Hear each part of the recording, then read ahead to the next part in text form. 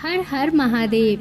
राधे राधे मेरी सभी माताओं बहनों और भाई बंधुओं का भारतीय वंदिनी चैनल में स्वागत है। दोस्तों, हल षष्ठी व्रत में, जो कि हरछठ के नाम से भी जाना जाता है, 6 कथाएं कहने का विधान है। आज मैं आप सभी को वे सभी 6 कथाएं एक साथ सुनाने जा रही हूँ। अतः आप सभी से निवेदन है कि कथा को पूरा सुनिएगा, क्योंकि ऐसा माना जाता है कि कोई व्रत जब तक पूरा नहीं होता जब तक उस व्रत की व्रत कथा न सुनी जाए। अतः आप सभी से निवेदन है कि वीडियो को पूरा देखिएगा, और यदि आप सभी चैनल पर नए हैं तो चैनल को सब्सक्राइब अवश्य करिएगा और बगल में बनी हुई बेल आइकन को जरूर दबा दीजिएगा। तो चलिए हल षष्ठी माता के दर्शन करते हुए कथा को शुरू करते हैं। मित्रों, एक बार द्वापर युग में धर्मराज युधिष्ठिर और भगवान श्री कृष्ण एक ही स्थान पर विराजमान थे।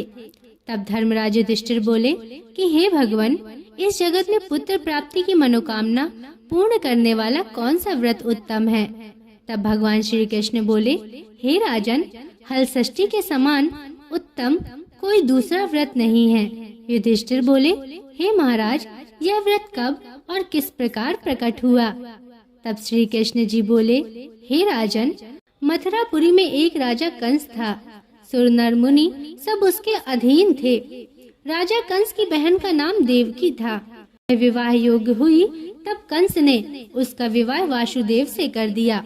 जब वह विदा होकर ससुराल जा रही थी, तभी एक आकाशवाणी हुई कि हे कंस, जिस देवती को तू प्रेम से विदा कर रहा है, उसी के गर्भ से उत्पन्न होने वाले 8वें बालक के द्वारा तेरी मृत्यु होगी।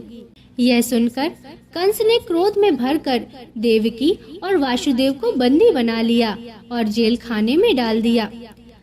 मित्रों, समय बीतने के साथ देवकी के पुत्र पैदा हुए। कंस एक एक करके सभी को मारता जाता। इस प्रकार जब देवकी के 6 पुत्र मारे गए तो एक दिन देवलोक से महामुनि नारद देवकी से मिलने जेल खाने पहुँचे और उसे दुखी देखकर कारण पूछा। देवकी ने रोते हुए सारा हाल बताया। तब नारद जी ने कहा, हे बेटी, दुखी मत हो। तुम श्रद्धा और भक्ति पूर्वक हल षष्ठी माता का व्रत करो, जिससे तुम्हारे सारे दुख दूर हो जाएंगे। जब देवकी माता ने इस व्रत की महिमा पूछी तो नारद जी बोले, हे देवकी, मैं तुम्हें पुरातन कथा सुनाता हूँ, वो ध्यान से सुनो। दोस्तों, अब मैं आपको हल षष्ठी व्रत की प्रचलित कहानियों में से पहली कहानी सुनाने जा रही हूँ, जो नारद मुनि ने माता देवकी को सुनाई थी। बहुत समय पूर्व चंद्रव्रत नामक एक प्रतापी राजा था, जिसका एक ही पुत्र था। राजा ने नगर के समीप एक तालाब खुदवाया था, परंतु उसमें जल नहीं रहता था। कितना भी जल भरा जाए, तुरंत ही तालाब सूख जाता था। जलहीन तालाब को देखकर नगरवासी राजा को खूब कोसते थे और राजा सदैव दुखी रहते थे। वे कहते थे कि मेरा धन और धर्म दोनों नष्ट हो गया। एक दिन स्वप्न में वरुण देव ने राजा से कहा कि हे राजा, यदि तुम अपने पुत्र की बलि दोगे तो तालाब भर जाएगा और जल से लबालब हो जाएगा। प्रातःकाल राजा ने स्वप्न की बात दरबार में बताई और कहा, मैं अपने इकलौते पुत्र का बलिदान नहीं कर सकता, चाहे तालाब में पानी रहे या ना रहे।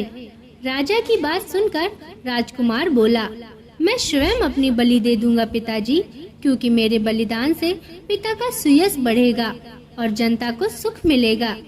यह कहकर राजकुमार स्वयं तालाब की तलहटी में जाकर बैठ गया और उसके प्रभाव से तालाब तत्काल जल से भर गया। उसमें कमल के पुष्प खिल गए तथा सभी जल जंतु बोलने लगे। राजा ने यह समाचार सुना और दुखी होकर वन को चला गया। वन में 5 स्त्रियां हल षष्ठी माता की पूजा कर रही थीं। राजा द्वारा व्रत विधि पूछने पर स्त्रियों ने माता की महिमा का वर्णन कर दिया, जिसको सुनकर राजा वापस लौट आए और रानी से कहा कि तुम भी हल षष्ठी माता का व्रत तथा पूजन करो। राजा की बात सुनकर रानी उसी दिन से व्रत रखकर पूजा करने लगी, जिसके प्रभाव से कुछ समय बाद राजकुमार तालाब से बाहर आकर खेलने लगा।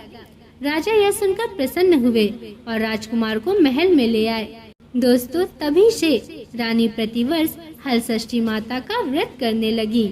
दोस्तों प्रेम से बोलिए हलषष्ठी माता की जय। दोस्तों यहाँ हलषष्ठी व्रत की प्रथम कहानी समाप्त होती है। अब मैं आपको हलषष्ठी व्रत की द्वितीय कहानी सुनाने जा रही हूँ, अतः ध्यान से सुनिए। मित्रों, उज्जैन नगरी में एक पुरुष की 2 स्त्रियां रेवती तथा मानवती थीं। भाग्य से मानवती के 2 लड़के थे, परंतु रेवती की कोई संतान न थी। सौत के 2 लड़कों को देखकर वह हमेशा ईर्ष्या से जला करती थी। एक दिन ईर्ष्या के वशीभूत होकर वह मानवती से बोली, हे बहन, तुम्हारे पिता बहुत बीमार हैं। उन्होंने तुम्हें देखने के लिए बुलवाया है। अभी एक राहगीर यह संदेश देकर गया है। यह सुनकर मानवती अपने दोनों पुत्र रेवती को सौंपकर पति की आज्ञा लेकर अपने पिता के घर चली गई। इधर रेवती ने सौत के दोनों लड़कों को मारकर गांव के बाहर जंगल में फेंक दिया। उधर मानवती पिता को सकुशल देखकर चकित हुई और अनिष्ट की आशंका से वापस लौटने लगी। तभी मानवती की माता बोली, हे बेटी, आज हलषष्ठी माता का व्रत है, अतः आज मत जाओ। बात सुनकर मानवती ने व्रत रहकर शाम को हलषष्ठी माता का पूजन किया और प्रार्थना की कि हे माता, मेरे बच्चों को संकट से बचाए रखना तथा उन्हें दीर्घायु करना। दूसरे दिन वह माता पिता को प्रणाम करके अपने घर को चल दी। गांव के बाहर अपने दोनों बच्चों को खेलता देखकर सोचने लगी कि मेरे बच्चों को यहाँ कौन लाया। तब बच्चों ने कहा कि हमें तो विमाता रेवती ने मारकर यहाँ फेंक दिया था। सायंकाल देवी माता आकर हमें जीवन दान दे गई। इसे हलषष्ठी माता की कृपा मानकर मानवती माता का गुणगान करती हुई अपने घर को आई। मित्रों, गांव की सभी स्त्रियों ने यह सुना तो आश्चर्यचकित रह गईं और तभी से हलषष्ठी माता का पूजन तथा व्रत करने लगी।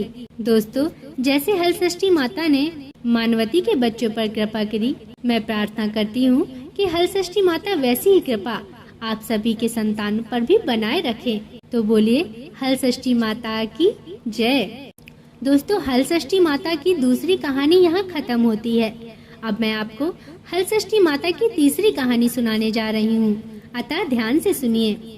मित्रों, दक्षिण दिशा के एक सुंदर नगर में एक धनवान ग्वाला रहता था। उसकी पत्नी अत्यंत चालाक तथा कंजूस थी।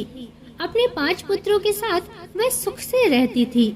एक समय हलषष्ठी के दिन वह ग्वालिन गाय के दही को भैंस का दही बताकर सारा दही बेच आई, जबकि इस दिन भैंस का दही लेने का विधान है। उसके इस पाप से 5 पुत्र मर गए। तब ग्वालिन माथा पटक पटक कर रोने लगी। इतने में उसकी एक पड़ोसन ने आकर उसका हालचाल पूछा। उसने रोते हुए सारी बात बताई। तब वह बोली, हे ग्वालिन, तुम तुरंत सभी के घर जाकर वह दही वापस लेकर भैंस का दही देकर आओ। यह सुनकर ग्वालिन सभी के घर जाकर वह दही वापस लेकर भैंस का दही देकर आई, जिससे हलषष्ठी माता का कोप शांत हो गया और उनकी कृपा से ग्वालिन के 5 पुत्र जीवित हो गए। वह ग्वालिन भी उस दिन से हलषष्ठी माता का व्रत तथा पूजा करने लगी, अतः अब उसका जीवन सुखमय व्यतीत होने लगा। तो बोलिए हलषष्ठी माता की जय। मित्रों, हलषष्ठी माता की तीसरी कहानी यहाँ समाप्त होती है। अब मैं आपको हलषष्ठी माता की चौथी कहानी सुनाने जा रही हूँ, अतः ध्यान से सुनिए। मित्रों, दक्षिण दिशा में पहाड़ों के बीच सघन वन में एक गांव बसा हुआ था। उस गांव में एक धनी भीलनी निवास करती थी। उस भीलनी की एक दासी थी जो बड़े सुंदर स्वभाव की थी। उसके 2 सुंदर रूपवान बालक थे तथा मालकिन भीलनी के 5 लड़कियां थी। भीलनी दासी के दोनों सुंदर बालकों को बहुत प्यार करती थी। इस प्रकार भादो मास की छठ को भीलनी ने दासी को जंगल से लकड़ी लेने के लिए भेज दिया। दासी लकड़ी लेने जंगल में गई। इधर उसके बच्चों का गांव के लड़कों से झगड़ा हो गया और उन्होंने दासी के बच्चों को मार डाला। भीलनी ने दुखी होकर उन्हें गांव के बाहर ले जाकर जला दिया और उनकी अस्थियां लेकर घर आई। उधर दासी वन से लकड़ियां लेकर वापस चली तो नदी के किनारे मुनि के आश्रम में 5 स्त्रियों को पूजा करते देखकर उसने उन स्त्रियों के साथ बड़े प्रेम से हलषष्ठी माता की पूजा की और अपने बच्चों के कल्याण के लिए माता से प्रार्थना की। उसने माता के इस व्रत को सदा करने का संकल्प लिया। जब वह लकड़ी लेकर वापस चली तो गांव के समीप पहुंचकर देखती है कि उसके दोनों बच्चे खेल रहे हैं। उसने दोनों बच्चों को प्रेम से गोदी में उठा लिया और अपने घर ले गई। मालकिन भेलिनी ने यह देखकर चकित होकर उससे पूछा। तब दासी ने माता के व्रत तथा पूजा का सब हाल कह सुनाया। माता के व्रत का प्रभाव देखकर मालकिन ने भी व्रत करने का संकल्प लिया और सदा के लिए सुखी हो गई। बोलिए हलषष्ठी माता की जय। मित्रों, हलषष्ठी माता की चौथी कहानी यहाँ पूरी होती है। अब मैं आपको पांचवी कहानी सुनाने जा रही हूँ, अतः ध्यान से सुनिए। दक्षिण दिशा में एक अति सुंदर नगर था। उस नगर में एक धनवान बनिया रहता था। उसकी पत्नी बहुत उत्तम स्वभाव वाली थी, किंतु उसके पूर्व जन्म के पाप के कारण उसके 6 पुत्र हुए, परंतु एक भी जीवित न रहा। इससे दुखी होकर वह वन में चली गई। वन में उसे एक तपस्वी मुनि मिले। वैश्य की पत्नी रोती हुई मुनि के चरणों में गिर पड़ी और मुनि से पूछने पर उसने अपने दुख का कारण बताया। मुनिराज ने ध्यान लगाकर उसके बालक को वरुण, कुबेर, इंद्रलोक में खोजा, परंतु बालक नहीं मिला। तब वे समाधि लगाकर ब्रह्मलोक गए। वहाँ वह बालक दिखाई दिया। मुनि ने कहा, हे बालक, तुम्हारे वियोग में तुम्हारी माता मृत्यु लोक में तड़प रही है, इसलिए तुम मेरे साथ चलो। यह सुनकर बालक बोला, हे मुनिराज, मैं कई बार गया और वापस आया हूँ। अब गर्भ के दुख से मैं दुखी हूँ, अतः अब मैं नहीं जाऊंगा। मुनिराज ने उसे बहुत समझाया, परंतु वह तैयार नहीं हुआ और मुनिराज से बोला कि उनसे कहना कि वह मुझे पाने के लिए हलषष्ठी माता का व्रत करे और व्रत के प्रभाव से मेरे उत्पन्न होने पर मेरी पीठ पर पोता से प्रहार करे और इस क्रिया से मैं दीर्घायु हो जाऊंगा। यह सुनते ही मुनि की समाधि खुल गई और उन्होंने सामने बैठी वैश्य पत्नी को पुत्र का संदेश कह सुनाया। वह संतुष्ट होकर घर वापस आई और समय आने पर हलषष्ठी व्रत किया। पुत्र रत्न उत्पन्न होने पर उसने पूजा के अंत में बालक की पीठ पर पोता मारा, जिसके प्रभाव से वह दीर्घायु हो गया। अब वह वणिक पत्नी ने सदैव हलषष्ठी माता का व्रत करने का संकल्प लिया और सुखपूर्वक अपने पुत्र के साथ जीवन व्यतीत करने लगी।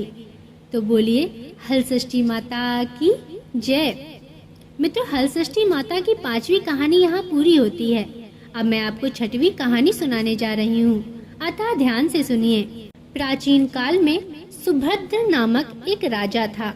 उसकी पत्नी का नाम सुवर्णा था। उसके हस्ती नामक एक प्रतापी पुत्र था, जिसने अपने नाम से हस्तिनापुरी बसाई थी। एक दिन राजा का लड़का अपनी धाई के साथ गंगा स्नान को गया। वहाँ उसे गाय ने निगल लिया। यह सुनकर सुवर्णा अत्यंत दुखी हुई और उसने क्रोध में आकर धाती के पुत्र को भाड़ की धधकती अग्नि में डलवा दिया। धाती पुत्र शोक में निर्जन वन जाकर एक शिव मंदिर में जाकर शिव, पार्वती तथा गणेश जी की उपासना करने लगी। वह प्रतिदिन तृण, धान तथा महुआ खाकर समय बिताती थी। व्रत के प्रभाव से भाद्रपद कृष्ण पक्ष के एक दिन उसका लड़का अग्नि से निकल आया।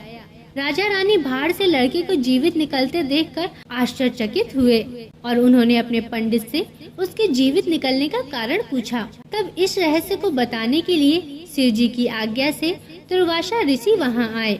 राजा रानी ने उनका स्वागत किया और लड़के के जीवित निकलने का रहस्य पूछा।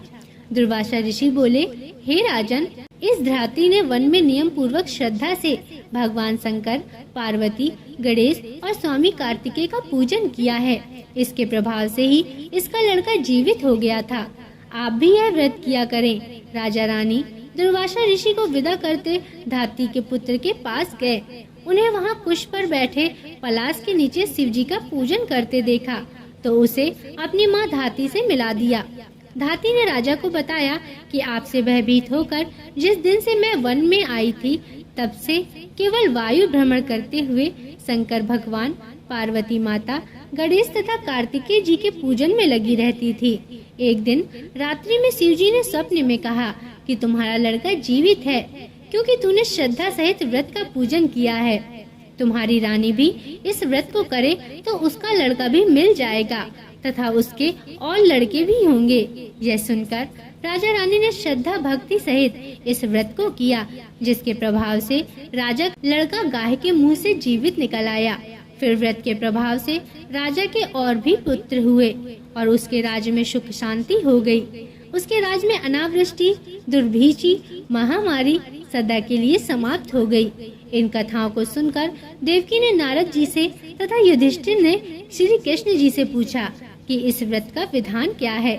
तब नारद जी ने देवकी से तथा श्री कृष्ण जी ने युधिष्ठिर से कहा कि भादव मास की कृष्ण पक्ष की पंचमी के दिन यह व्रत का संकल्प कर दिन में एक बार भोजन करें तथा छठ के दिन घर की सफाई कर आंगन को गोबर से लीप कर शुद्ध करें। नदी, तालाब या कुएं के जल से स्नान कर एक बार का धुला हुआ कपड़ा धारण कर सौभाग्य से समस्त श्रृंगार से सुसज्जित होकर दोपहर के बाद सुंदर स्थान पर गौ के गोबर से लीप कर चौक बनाकर हलषष्ठी माता की मूर्ति बनावें या कागज पर भैंस के घी में सिंदूर मिलाकर मूर्ति बनाकर पीढ़ा या कुशा या पलाश के पत्ते के आसन में स्थापित करें और पूर्व मुख होकर पूजा करें। पूजा के स्थान पर बच्चों के खिलौने तथा पोता रखें। कलश तथा गणेश जी की पूजा करके श्रद्धा के साथ हलषष्ठी माता की पूजा करें। कृत्रिम तालाब बना उसमें जल देवता वरुण जी का पूजन कर व्रत की कथा पढ़ें या सुने। पूजा के अंत में महुए के पत्ते में जल से उपजे धान का प्रयोग करें। भोजन करें। उस दिन खेत या हल चली धरती पर न चले। इस विधि से जो नारी व्रत रखेगी उसकी समस्त मनोकामनाएं पूर्ण होंगी तथा जीवन सुखमय होगा। मित्रों, व्यास जी के अनुसार इस व्रत के प्रभाव से ही देवकी ने श्री कृष्ण को पाया तथा युधिष्ठिर और द्रौपदी ने व्रत की महिमा सुनकर बहु उत्तरा के साथ यह व्रत किया, जिसके प्रभाव से उत्तरा के गर्भ से मृत बालक को जीवित पाया, जिसका नाम परीक्षित पड़ा। इस विधान से जो भी नारी यह व्रत करेगी उसकी देवकी तथा द्रौपदी के समान सभी मनोकामनाएं पूरी होंगी। दोस्तों, ये हलषष्ठी माता की 6 कहानियाँ थीं। आमतौर पर ये 6 कहानियाँ एक साथ नहीं मिलती। हलछठ व्रत में ये 6 कहानियाँ कहने का विधान है। अतः मेरी यह एक कोशिश आपको पसंद आए तो मेरे YouTube चैनल को भी लाइक करें, सब्सक्राइब करें और ज्यादा से ज्यादा शेयर करें और कमेंट में जरूर लिखें हलषष्ठी माता की जय।